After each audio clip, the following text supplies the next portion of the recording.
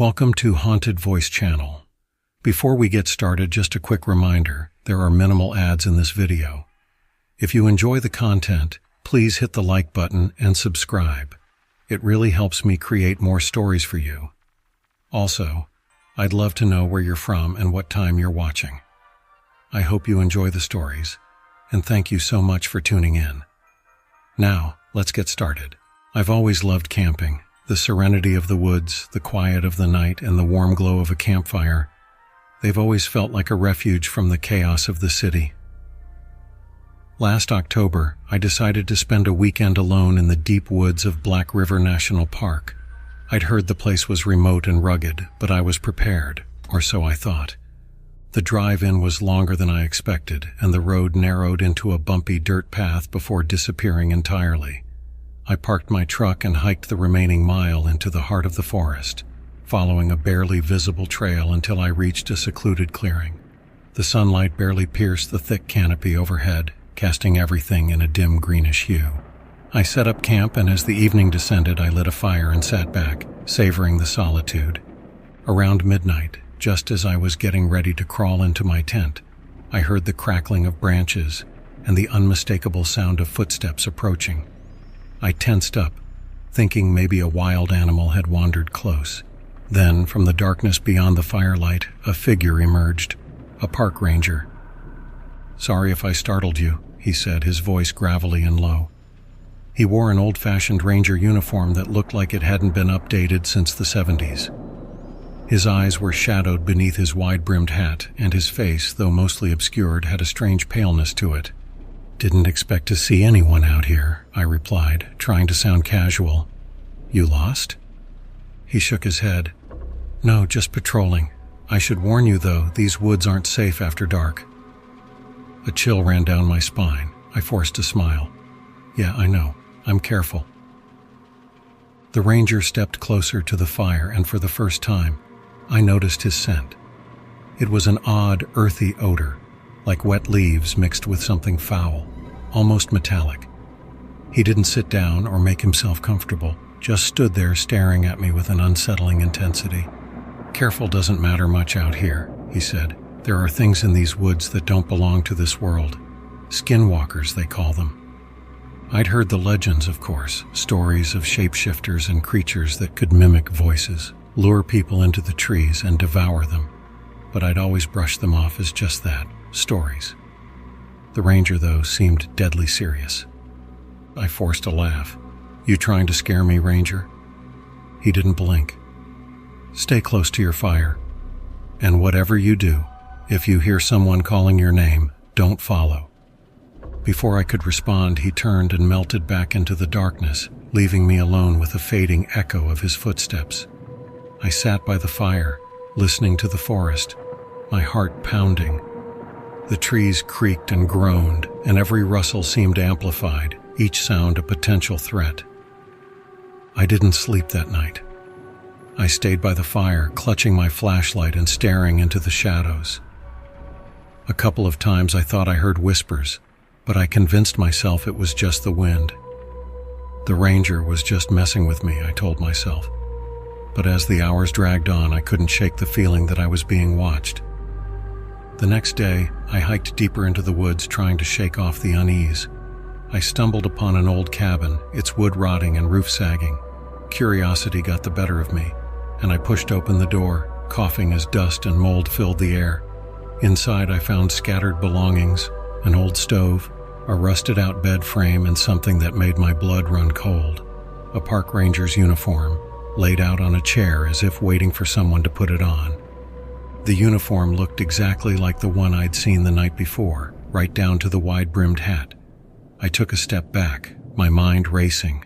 Had the ranger I met been real, or had he been something else entirely? That night, as darkness fell, I built another fire, larger this time. I kept the flashlight in my hand and tried to focus on the sounds of the forest, hoping to distinguish animal noises from something more sinister. Around midnight I heard it, a voice low and raspy calling my name from beyond the firelight. "John?" My blood froze. It was the same voice as the ranger's, but distorted, like it was echoing from somewhere deep underground.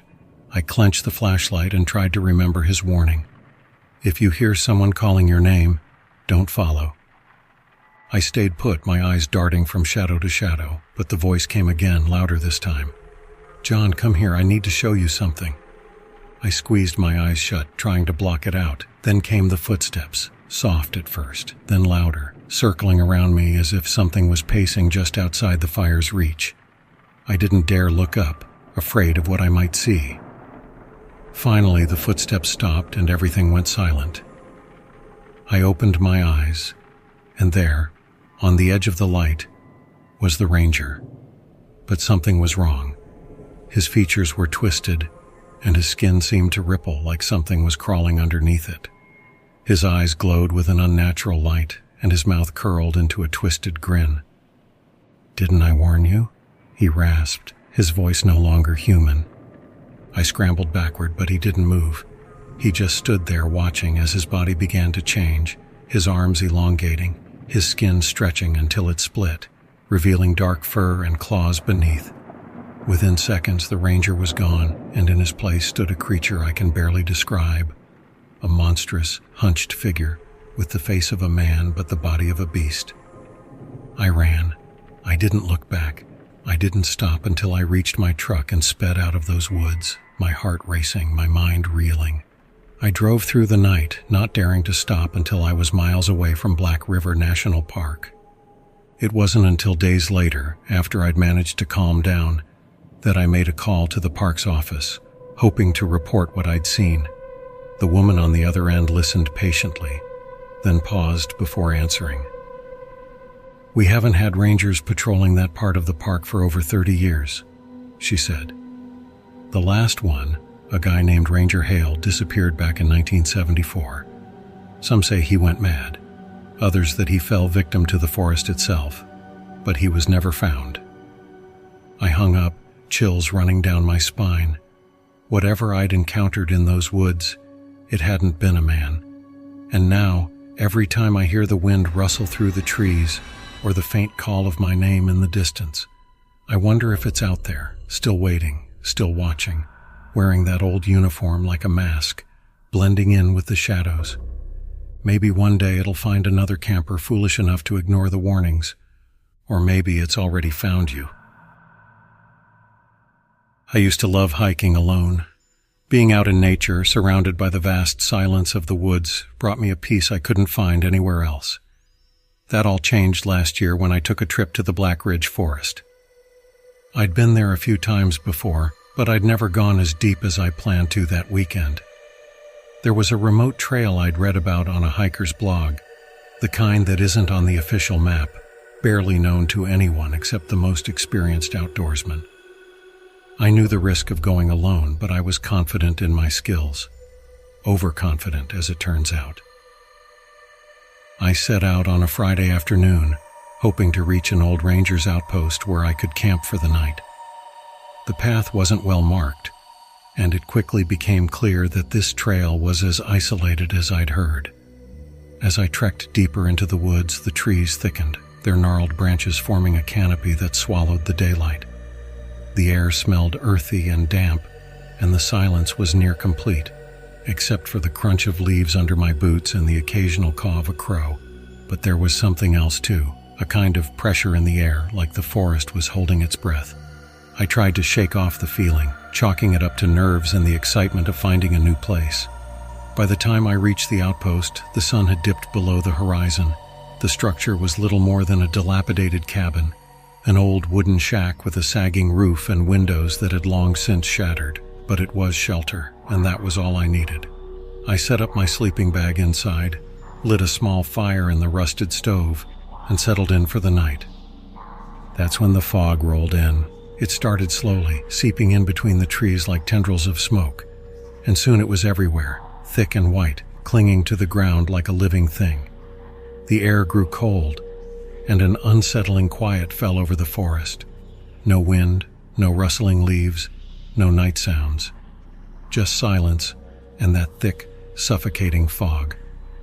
I tried to ignore it, figuring it was just a natural weather pattern, but then I heard it, the sound that still haunts me. It was a low humming noise coming from deep within the forest, like a deep voice reverberating through a tunnel. It was rhythmic, like chanting, but distorted, as if it were coming from underwater. And it was getting closer. I grabbed my flashlight and opened the cabin door, stepping outside to see if I could spot anything. The beam of light barely cut through the dense fog, and I couldn't see more than a few feet ahead of me. But I heard it, the humming, clearer now, resonating in the back of my skull. It felt like it was coming from all directions at once, wrapping around me like the fog itself. Then I saw movement, a shadow in the mist.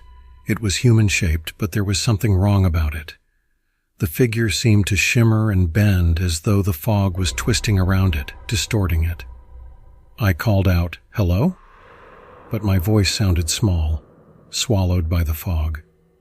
The shadow stopped, and I felt its eyes, though I couldn't see them, lock onto me. I backed up toward the cabin, trying to keep my flashlight trained on the figure. But then it started moving, quick and smooth, gliding through the fog like it wasn't even touching the ground. That's when I realized it wasn't one figure, it was many, dozens of them shifting and flickering in and out of view like phantoms, circling around the cabin.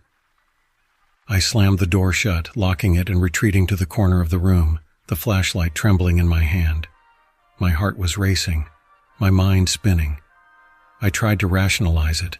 It's just the fog, it's playing tricks on you. But deep down I knew something was terribly, terribly wrong. The humming grew louder, more insistent, vibrating through the walls of the cabin.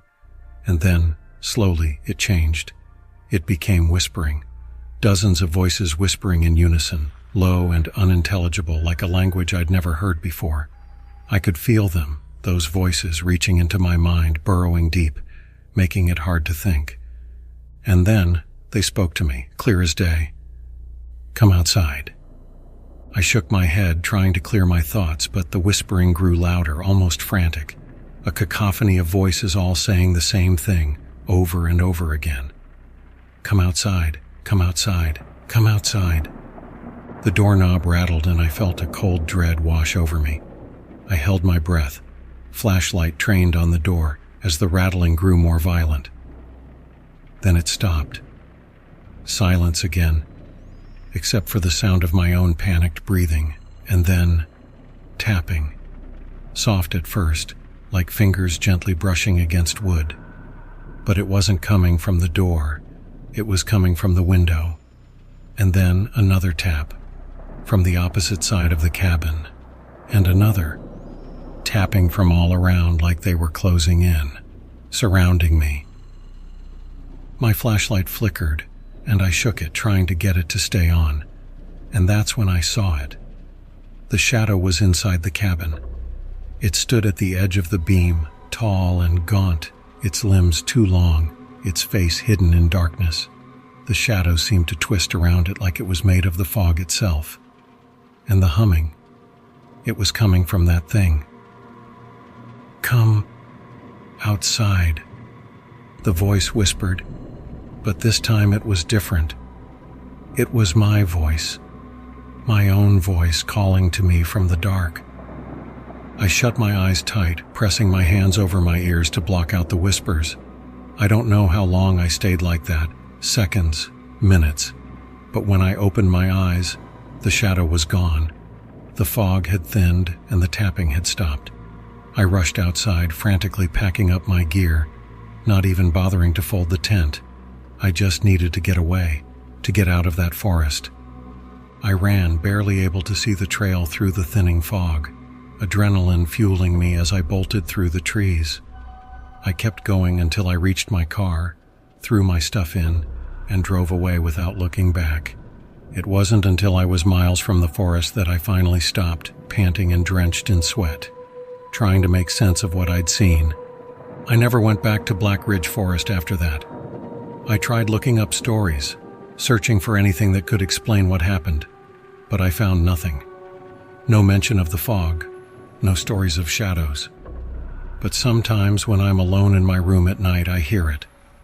That low, rhythmic humming just on the edge of my hearing. And when I do, I know one thing for sure. It found me. and it's waiting for me to come back. I've always loved camping alone, something about the solitude, the quiet, just me and the wild. It was my way of escaping the noise of everyday life. My friends thought I was crazy for going deep into the woods without any company, but I always shrugged it off. I'd done it countless times without a hitch. But that was before that night. I decided to head up to a place I'd never been before, an isolated stretch of forest in the northern Rockies. A friend of a friend had told me about it, said it was perfect if you wanted to be truly alone. No trails, no campers, no nothing. The idea of it thrilled me. I wanted the experience of complete isolation. The hike in was peaceful. The trail disappeared after about 5 miles, and I had to bushwhack the rest of the way. By the time I found a decent clearing to set up camp, the sun was dipping low, casting long shadows through the pines.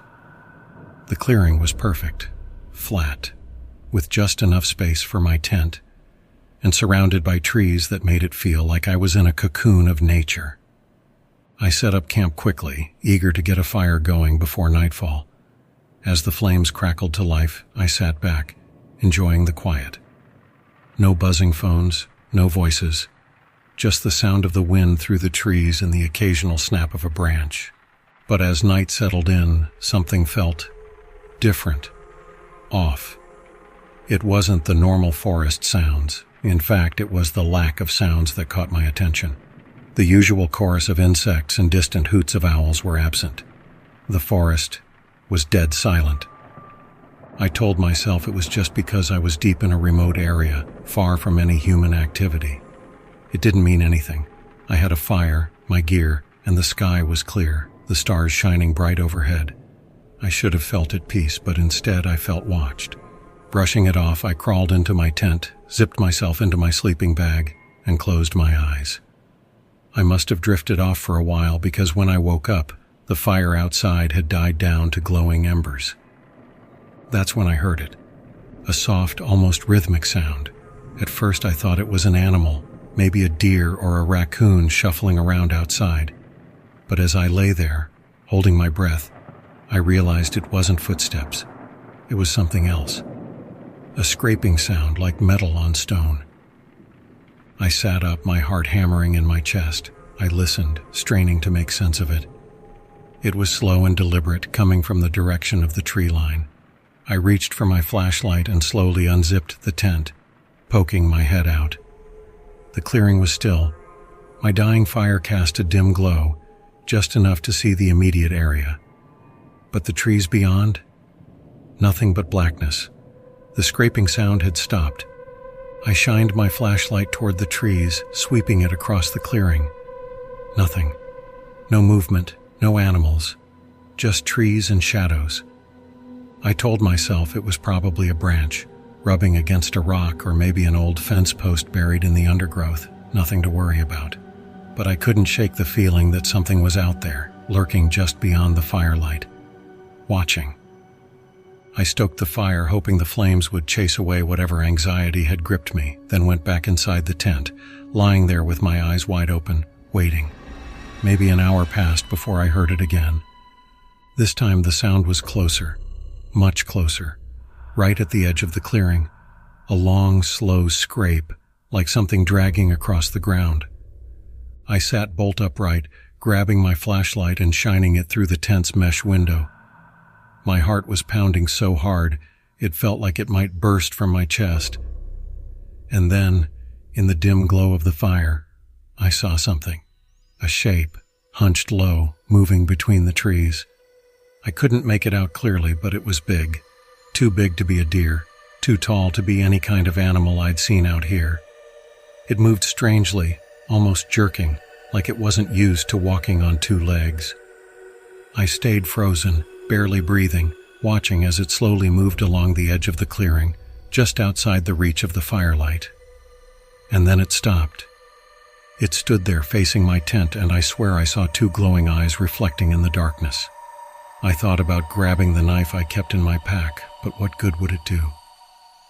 I was miles from anyone, completely alone with whatever was out there.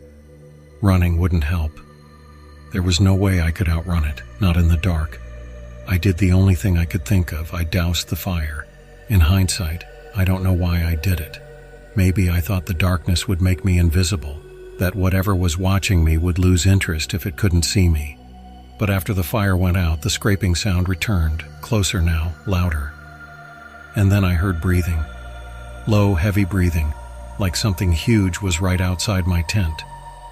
My hand shook as I gripped the flashlight, terrified to shine it in the direction of the sound. I was too scared to move, too scared to even blink. I just sat there, listening, my whole body rigid with fear. And then, without warning, the tent walls bulged inward like something was pressing against it, pushing in on all sides. I scrambled backward, my mind racing, but there was nowhere to go. It was right there, just on the other side of the thin fabric, pressing in, testing the boundaries. Then, just as quickly as it had started, the pressure stopped. The tent walls returned to normal, and the heavy breathing faded into the night. The silence returned, but now it was even more oppressive, like the forest itself was holding its breath, waiting. I don't know how long I stayed like that, frozen, flashlight in hand, listening to the silence. Minutes? Hours? I didn't sleep at all that night. At the first light of dawn, I threw open the tent and packed my things as fast as I could. The clearing looked the same as it had the day before, except for one thing. A deep, jagged groove cut into the earth, circling the tent, like something had dragged its claws through the dirt while I slept. I didn't stick around to inspect it. I just grabbed my gear and started hiking back to the car. Every step felt like I was being watched. I kept my eyes straight ahead, refusing to look back, refusing to acknowledge that something had followed me through the woods the entire time. When I finally reached my car and slammed the door shut, I felt a wave of relief wash over me. But as I drove away, I couldn't shake the feeling that whatever had been out there was still watching me, waiting. I haven't been camping alone since that night, and I never will again. Some places aren't meant to be explored alone. I've always loved camping, the solitude, the escape from the grind of daily life, the quiet that you can only find deep in the woods. For years I'd been taking solo trips into the wild, but nothing prepared me for what happened last fall. I don't talk about it much. People wouldn't believe me if I did. Hell, I'm not even sure I believe it myself. It was early October, the air cool with the first hints of winter creeping in. I'd picked a spot far off the beaten path, about a 2-day hike from the nearest trailhead. A perfect, isolated haven deep in the forest. There was no one for miles, just me, my gear, and the whisper of the trees swaying in the wind. I set up camp by a small lake, the water dark and still, reflecting the dense pine forest that stretched out endlessly in every direction. The first night was peaceful, the kind of quiet where you can hear your own heartbeat. I stayed up late by the fire, watching the embers glow under a blanket of stars, before crawling into my tent for the night. It wasn't until the second day that things started to feel off. It was subtle at first. The usual sounds of the forest, birds chirping, insects buzzing, seemed to fade as the day wore on. By mid-afternoon, there was only silence. No wind, no rustling leaves, no distant animal calls, just nothing. It was like the woods were holding their breath. I shrugged it off at first. Maybe a storm was coming, I told myself. Animals always go quiet before a storm. But as I gathered firewood that evening, I started to get the distinct feeling that I wasn't alone. You know that sensation you get when someone's watching you, that prickling on the back of your neck? I kept glancing over my shoulder, expecting to see someone there, but there was nothing. Just trees, dense and dark, their shadows growing longer as the sun sank lower in the sky. Back at camp, I built up the fire and sat close, my unease growing with the darkness. The quiet was oppressive, pressing in on me from all sides. I thought about packing up and heading out, but it was too late in the day. It wasn't safe to navigate the woods at night. Then I heard it. A low guttural growl, faint but unmistakable, came from somewhere deep in the forest behind me. I froze, my eyes scanning the tree line, but I couldn't see anything. The fire crackled, casting flickering shadows that made the woods look alive, shifting and swaying. I told myself it was just a bear or maybe a wolf. I'd dealt with animals before, and as long as I stayed by the fire, I'd be safe. But the growling didn't stop. It circled the camp, moving slowly, methodically. Sometimes it would fade, only to start up again from a different direction. Whatever it was stalking me, watching. By now, my heart was pounding in my chest. I grabbed my flashlight and shone it into the trees, sweeping the beam back and forth. Nothing. The woods swallowed the light, revealing only twisted branches and the occasional glint of something far off, something reflective, like eyes. But they were gone before I could focus on them. The growling stopped abruptly, leaving a silence so deep it rang in my ears. I stood there, listening, straining to hear anything. And then I heard a new sound. A voice. My voice. It was distant, echoing through the trees, a perfect mimicry of my own. Help. Please. Help. It called, distorted, like it was being dragged through water. My blood ran cold. I whipped around, scanning the darkness, trying to pinpoint where it was coming from, but it seemed to move, circling the camp like the growl had. Then I saw it, a shape, barely visible at the edge of the firelight. At first it looked like a person standing just within the shadow of the trees. My flashlight flickered over it, catching glimpses of pale skin and long limbs. It stood too still, too straight, like it wasn't used to being on 2 feet. My voice came again from its direction, but now it was louder, closer, like it was coming from right behind me. I turned, heart hammering in my chest, but no one was there. When I turned back to the figure, it had moved closer, just at the edge of the light now. My skin crawled as I realized it wasn't human. Its proportions were all wrong. Its arms too long, its legs bending in ways that shouldn't be possible. It had no eyes, just dark sunken holes where they should have been, and its mouth was a wide slit, grinning with too many teeth. The thing spoke again, this time in a garbled whisper that barely sounded human. Come here. I backed away slowly, my flashlight flickering in my shaking hand. The thing stepped into the light, and I saw it clearly for the first time.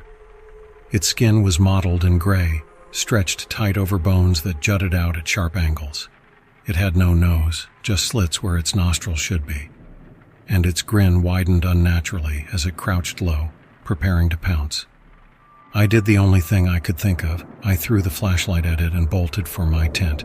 I barely made it inside before I heard the sound of it crashing through the trees after me.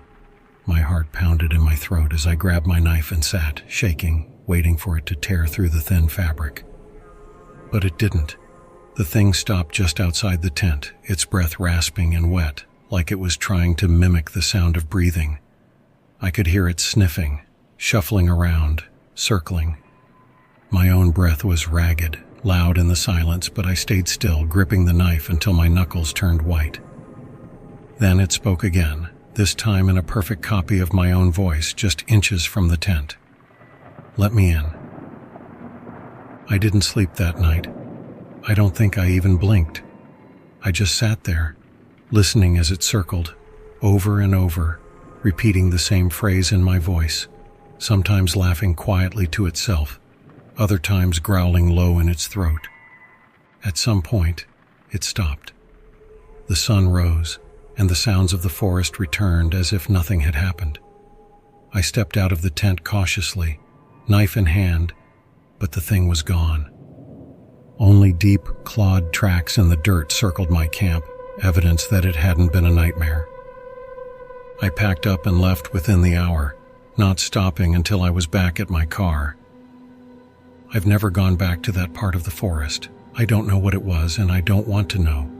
But sometimes, late at night, when I'm home, I still hear my own voice calling to me from the woods, asking to be let in. I didn't believe in monsters until last summer. My buddy Jake and I used to go camping all the time. It was our tradition, find a new remote place, haul out our gear, and rough it for a few days away from everything. But this time, we made a mistake. We went too far. We went to a place we should have never gone. Jake had heard of a spot deep in the Kananaskis country, this massive stretch of wilderness in Alberta. The place wasn't marked on any map. He'd heard about it from some guy he met online. Said there was a hidden lake surrounded by dense forest, untouched by civilization. Sounded perfect, so naturally, we decided to check it out. We drove up on a Friday, and the road soon gave way to gravel, then mud. Then nothing but overgrown paths that we could barely navigate with Jake's old 4T4. After hours of bumping and skidding through the woods, we finally found a small clearing where we could park and hike the rest of the way. The air was heavy with the smell of pine and earth, and as we trudged deeper into the forest, I noticed how quiet it was. No birds, no insects. Just silence. The only sound was our footsteps crunching on leaves and the occasional snap of a branch underfoot. It felt unnatural, but I tried to ignore it. This was supposed to be our adventure after all. After what felt like hours, we broke through the trees and found the lake. It was beautiful, like something out of a postcard. The water was perfectly still, reflecting the thick wall of trees that surrounded it on all sides. But what hit me first wasn't the beauty. It was the overwhelming feeling that we were being watched, like eyes were peering at us from every angle. I shrugged it off as paranoia and helped Jake set up camp. But that feeling, it stuck with me. We built a fire, cooked some canned beans, and started knocking back beers, trying to unwind. The sun dipped behind the trees, and soon it was just us, the firelight, and the stars. That's when the noises started. It was faint at first, a rustling in the brush. I told myself it was just an animal, maybe a deer or some raccoon sniffing around. But then I heard it again, closer this time. A shuffling, followed by a soft, wet sound, like something dragging across the ground. Jake heard it too.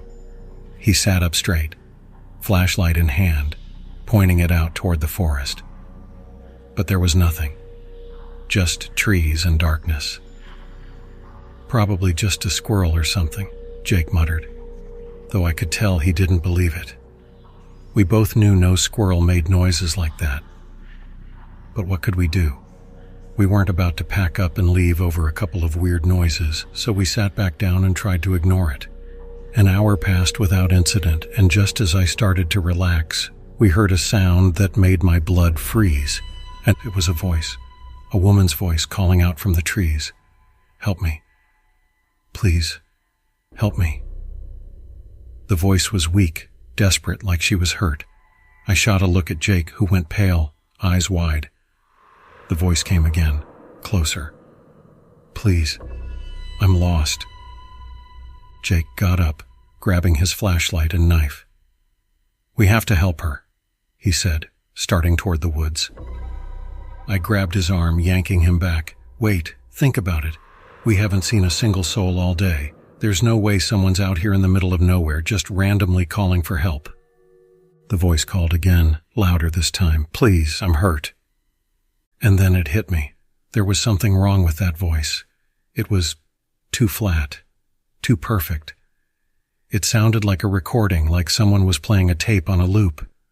"Help me. Please, help me." Jake hesitated, his eyes darting from the trees to me. "What if it's real?" he whispered. But the voice was getting closer, and something deep in my gut told me that whatever was making that sound wasn't human, or at least wasn't right. Then, without warning, the voice changed. It dropped low, like a growl hidden under layers of sound. "Help me."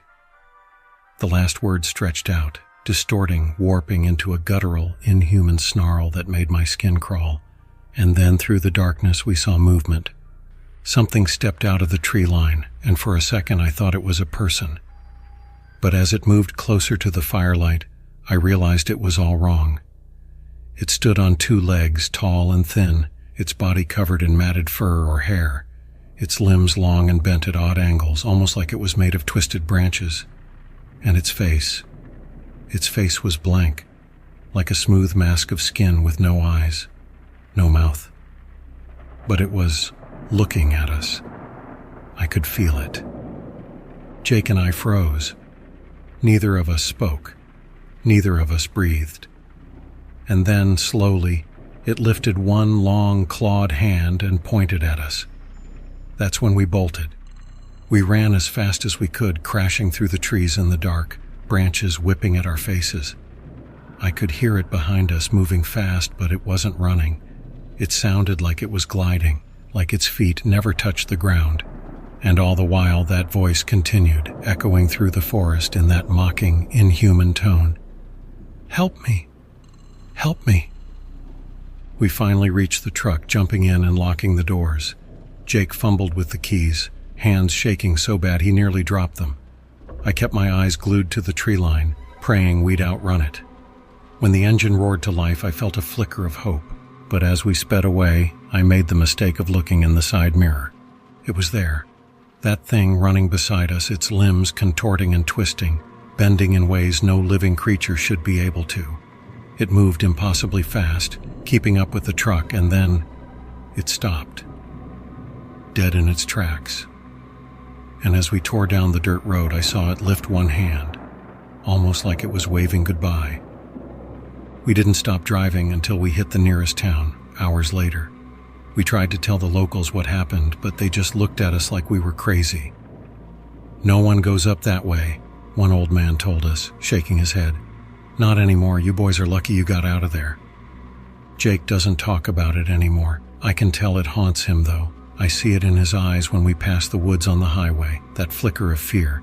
We haven't gone camping since, and me, well, I moved to the city, but sometimes late at night I'll hear it. That voice, faint but clear, whispering through the open window.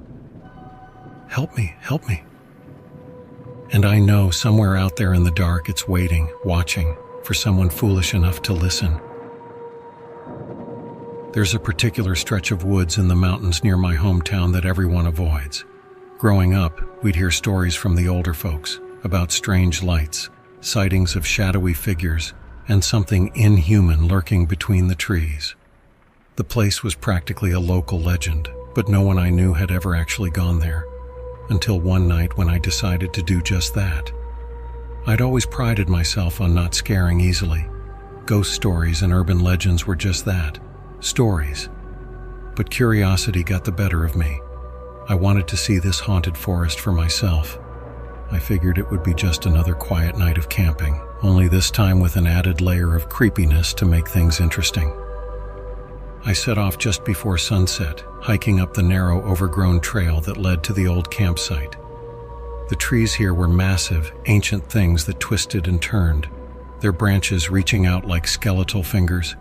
The deeper I went, the thicker the air seemed to get, like I was walking through some invisible fog that clung to my skin and weighed down my steps. I'd heard the birds when I first started the hike, but now, silence. Absolute, unsettling silence. By the time I reached the clearing, dusk had settled in. I pitched my tent near the remains of an old fire pit and got a small fire going. The flames cast long shadows that seemed to dance and sway as if they were alive.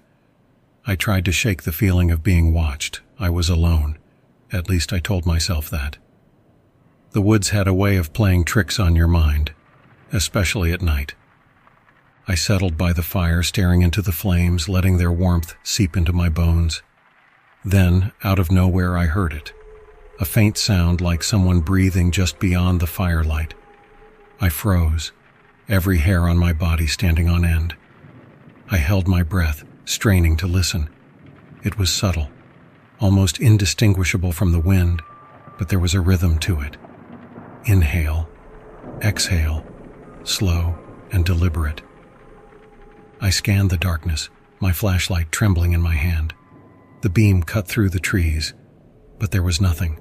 No animal, no person, just empty forest. But the breathing continued, steady and unnatural, surrounding me as if it were coming from all directions at once. I backed up, inching closer to the fire, hoping its light would ward off whatever was lurking in the shadows. And then I saw it, movement, just at the edge of my vision. A dark figure, tall and thin, standing perfectly still between two trees. My pulse quickened as I swung the flashlight towards it, but by the time the beam reached the spot, it was gone. My heart pounded, a cold sweat breaking out as I tried to rationalize what I'd seen. Maybe a trick of the light? Shadows playing tricks on me? I was grasping at straws, trying to convince myself that I hadn't just seen something that shouldn't exist. But then I heard it again, that breathing, now closer, louder, like someone standing right behind me. I spun around, but there was nothing there. My mind raced, panic creeping in as I realized that whatever this thing was, it wasn't following the rules. It didn't seem bound by the physical world. It moved like a shadow, silent and unseen, slipping in and out of the darkness with ease. I thought about packing up, leaving, but something held me there. Some morbid curiosity maybe, or sheer terror. I wanted to know what I was dealing with. So I stayed. I sat by the fire, knife in hand, waiting, watching the shadows that seemed to close in around me. And that's when I saw it again, standing just beyond the light. This time I could make out its shape. A grotesque, elongated figure, with limbs that were too long and bent at unnatural angles. Its head was twisted, cocked to one side as if it were studying me, its eyes glowing faintly in the darkness. They were yellow, almost like an animal's, but filled with a cold, calculating intelligence that chilled me to the bone. The thing opened its mouth, revealing rows of sharp, needle-like teeth, and let out a low, guttural sound that sent a wave of nausea through me. It took a step forward, and that's when I saw it more clearly. Its skin was stretched tight over its bones, almost translucent, like it had been starved for centuries. The creature took another step, and I could see it was covered in patches of dark, matted fur, like some twisted mix of man and beast. I stumbled backward, falling onto the ground as the creature moved closer, its eyes never leaving mine. I was trapped, paralyzed by fear, unable to move, to scream, to do anything but watch as it came closer and closer still. And then, just as it reached the edge of the firelight, it stopped. It tilted its head again, as if contemplating me, and then it did something I will never forget. It smiled. That smile was the worst thing I've ever seen. It stretched impossibly wide, splitting its face almost in two, revealing teeth that seemed to go on forever. The creature let out a hissing laugh, a sound that grated on my ears like nails on a chalkboard, and then it turned and disappeared back into the shadows, melting into the darkness as if it had never been there at all. I don't know how long I sat there shaking, trying to process what I'd just seen. Eventually, I forced myself to my feet, packed up my things, and left. I didn't run, I didn't dare.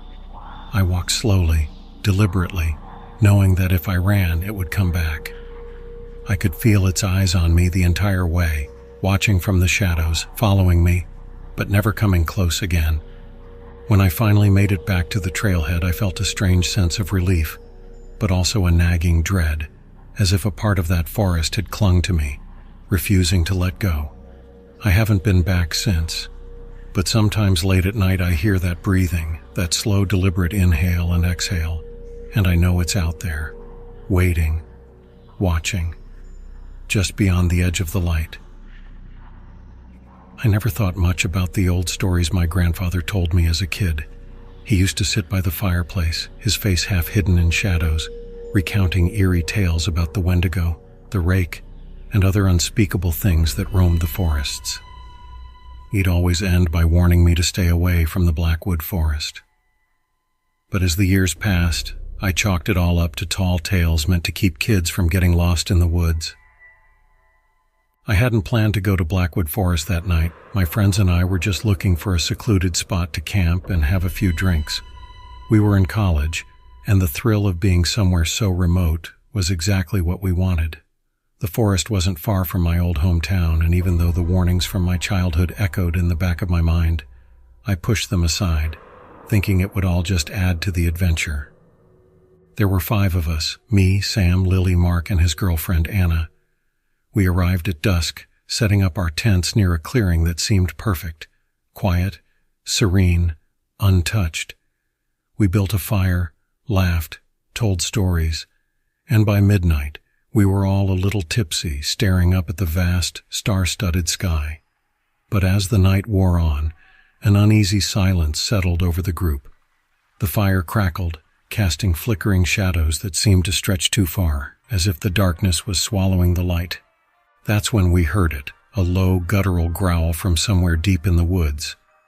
At first we thought it might be a bear, but it didn't sound right. The growl was different. It was like a combination of a human voice and some kind of animal, a horrible rasping sound that made my skin crawl.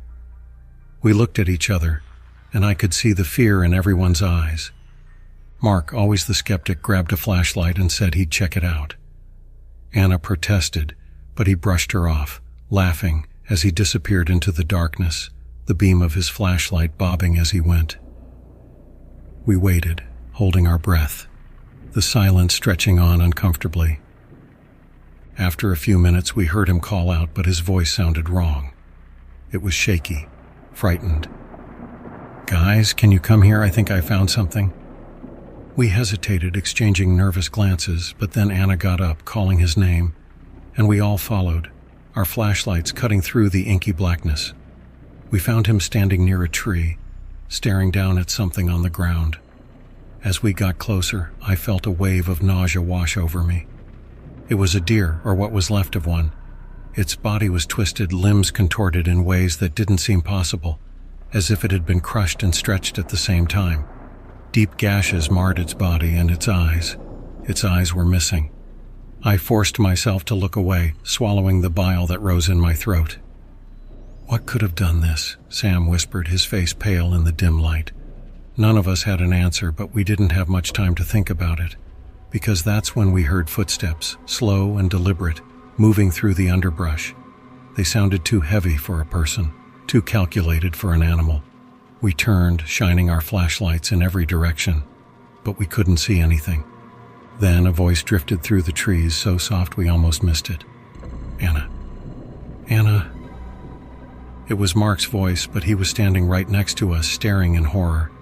The voice called again, louder this time, and we all felt it, a deep, gut-wrenching fear that something was very, very wrong.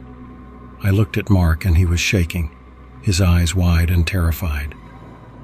That's not me," he stammered, taking a step back. The voice came again, closer now, calling for Anna, and I could see her eyes welling up with tears. She clung to Mark, and he held her close, trying to keep her calm. But then something moved in the trees, just beyond the reach of our flashlights.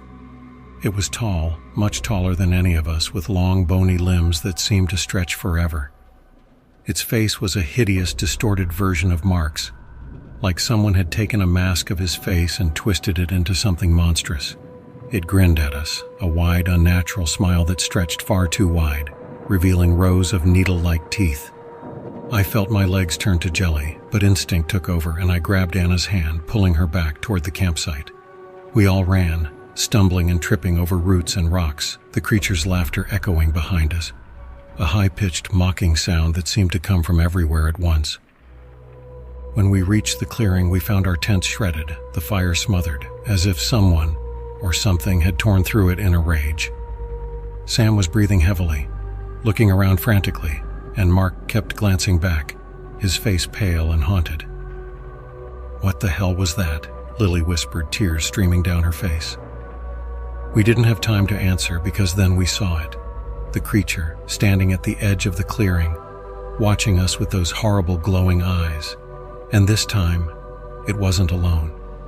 There were more of them, each one a twisted, monstrous version of one of us, their faces contorted into grotesque masks of fear and pain.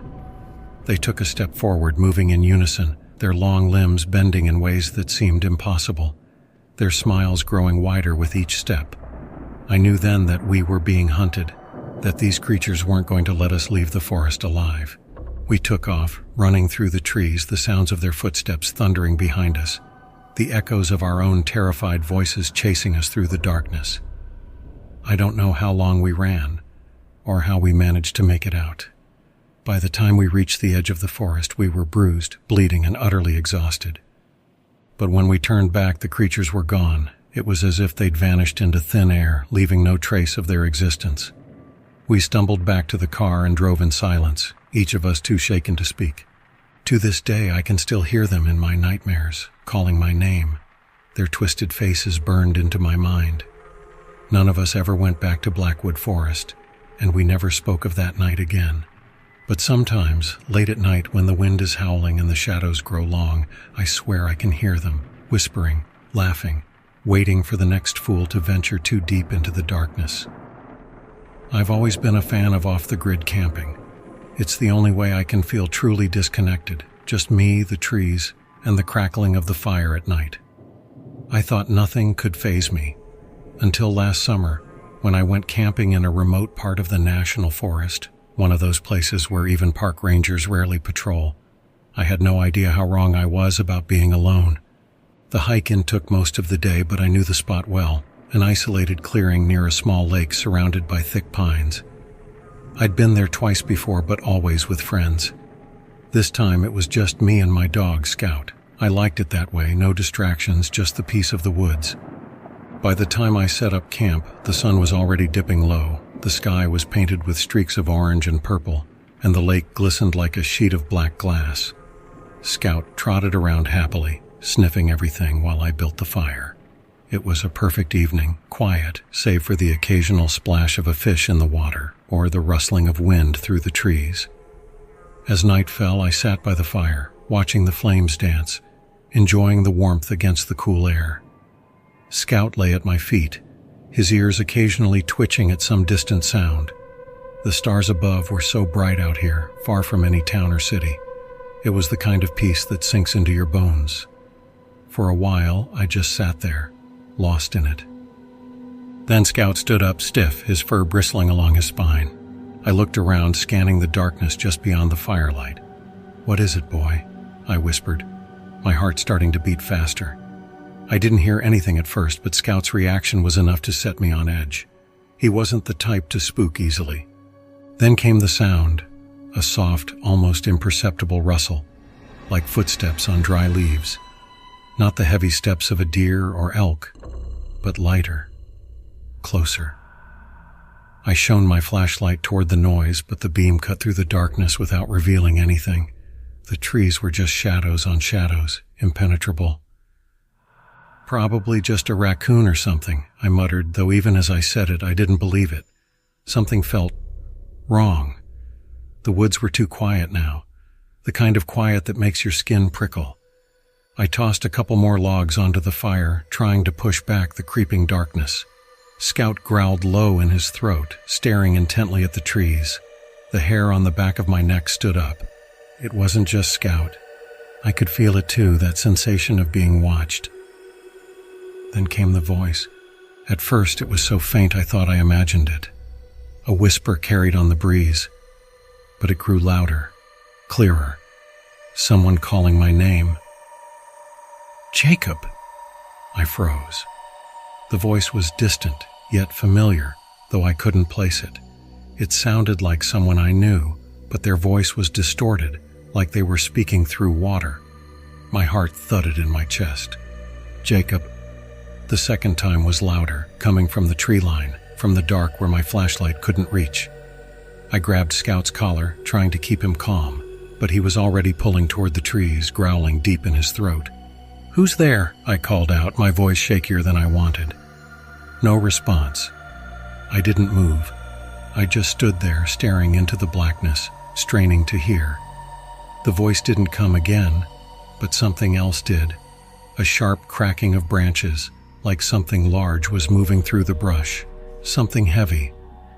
But I didn't see any movement, no eyes reflecting back at me, no shadow darting through the trees. Just that sound, growing closer. I felt a sudden wave of cold. Not like the chill of the night air, this was different. A deep, bone-chilling cold that seemed to seep up from the ground, paralyzing me. Then, from the shadows, something stepped into the faint light of my fire. At first I thought it was a person, tall, gaunt, wearing what looked like animal skins draped over its shoulders. But as it stepped closer, I realized something was horribly wrong. Its limbs were too long, its skin too pale, almost translucent in the flickering firelight. Its eyes, black, hollow, and fixed on me, were wrong, empty, dead. It didn't move like a person, it moved like something trying to be a person, its limbs jerking awkwardly, as if it had to remember how to walk. "Jacob," it rasped, the voice coming from somewhere deep in its throat, though its mouth didn't move. It was imitating me, using my name like a lure, but there was no life behind it. I stumbled back, my heart hammering against my ribs, but I couldn't look away from it. I couldn't scream, couldn't even move. It just kept walking closer, the firelight casting long, grotesque shadows across its body. Suddenly, Scout lunged, barking and snarling, snapping me out of my paralysis. I grabbed his collar, yanking him back, but he was frantic, teeth bared, pulling toward the thing. That's when it stopped, its head tilting unnaturally to one side, like it was studying me. Then, without a sound, it turned and slunk back into the trees, melting into the darkness, as if it had never been there. For a long moment I stood there gasping for breath, my hands shaking. I listened, waiting for it to return, but all I heard was the crackling of the fire and Scout's panting beside me. I didn't sleep that night. I didn't pack up either. I just sat there clutching my knife, my eyes glued to the tree line. I didn't hear the voice again, but I could feel it, the weight of its eyes lurking just beyond the edge of the firelight. When dawn finally broke, I wasted no time tearing down my camp. I grabbed my gear, leashed Scout, and hiked out as fast as my legs could carry me. As I reached the trailhead, something made me glance back. Far in the distance, just at the edge of the woods, I saw it, standing between the trees, watching me. Tall, gaunt, and wrong. I don't know what it was, and I don't think I want to. All I know is that I'll never be going back to those woods. And sometimes, late at night, when I'm lying in bed, I think I hear it. That same voice, calling my name. I've always loved camping, the isolation, the crackle of the fire, the way the trees seem to close in like old friends. When I found a secluded spot deep within the Blackwater National Forest, I knew it would be the perfect weekend escape. It was a place far enough from civilization that the stars blanketed the sky, untouched by city lights. But there was something different about this place, something that felt off. Maybe it was the way the air seemed colder here, or how the sounds of wildlife faded as I set up camp. I shrugged it off, blaming my nerves on the thrill of being alone. As I was setting up my tent, I noticed a park ranger approaching. He was tall and wiry, with sunken eyes that looked like they hadn't seen sleep in days. His uniform seemed old, frayed at the edges, and he had a strange, hollow look to him that made me uneasy. "Evenin'," he said, his voice raspy. "You plan on camping out here?" "Yeah, I found this spot on a map. Thought it'd be nice and quiet," I replied, trying to sound friendly. He gave a slow nod, eyes never quite meeting mine. "This area, it's not safe at night. Things tend to happen after dark." His tone was flat, almost mechanical, but there was a hint of something else. Fear. I chuckled nervously. "Is there a bear or something I should worry about?"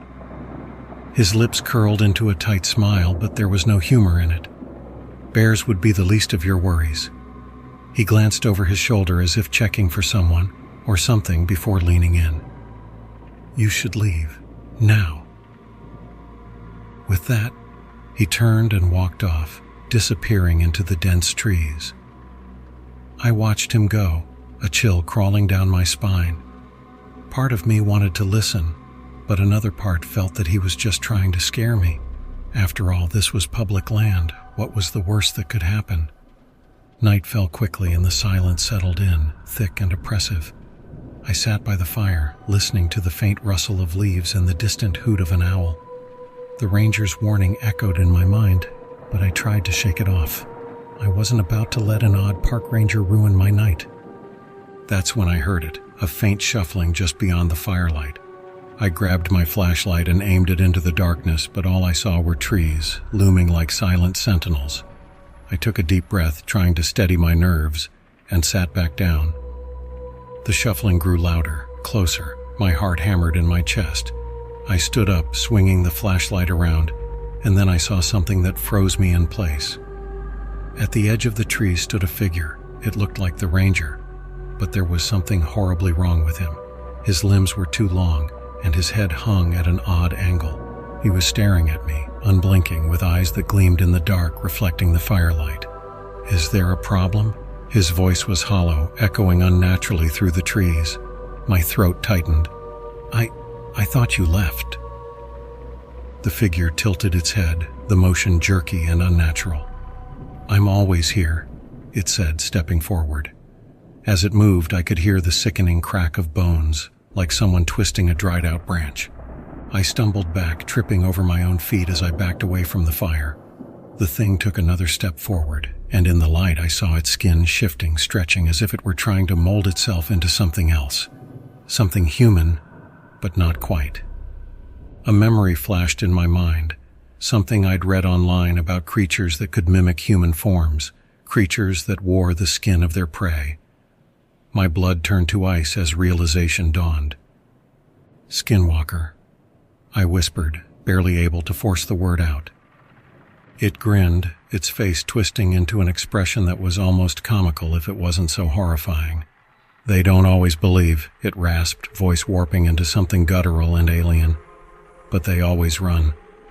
I turned and bolted into the woods, branches clawing at my face as I pushed blindly through the underbrush. My legs burned, my lungs screamed for air, but I didn't dare look back. I could hear it behind me, the crackling of bones and the wet slapping sound of something that wasn't quite human trying to keep up. I ran until I saw the faint glow of a ranger station ahead. Bursting through the door, I slammed it shut behind me, gasping for breath. There, sitting at a desk, was another ranger, this one younger, with a look of mild surprise.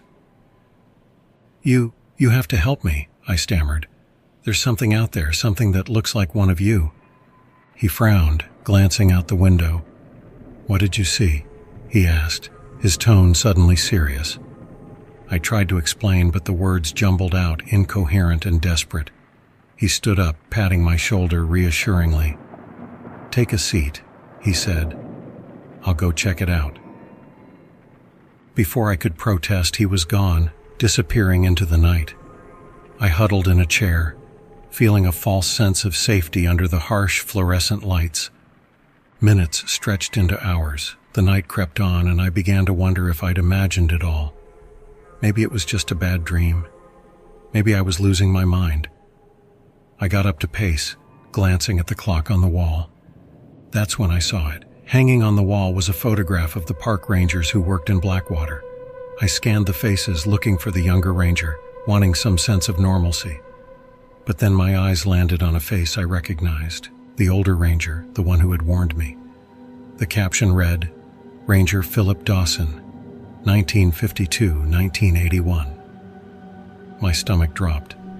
I read the dates again. He'd been dead for over 40 years. The door creaked open and I spun around. Standing there was the younger ranger, but something about him was wrong. His arms were too long, his head hung at an unnatural angle, and his eyes gleamed with a predatory hunger. "Are you ready to leave now?" he asked, his voice echoing hollowly in the empty room. The lights flickered, and I knew with chilling certainty that I was never going to make it out of Blackwater alive.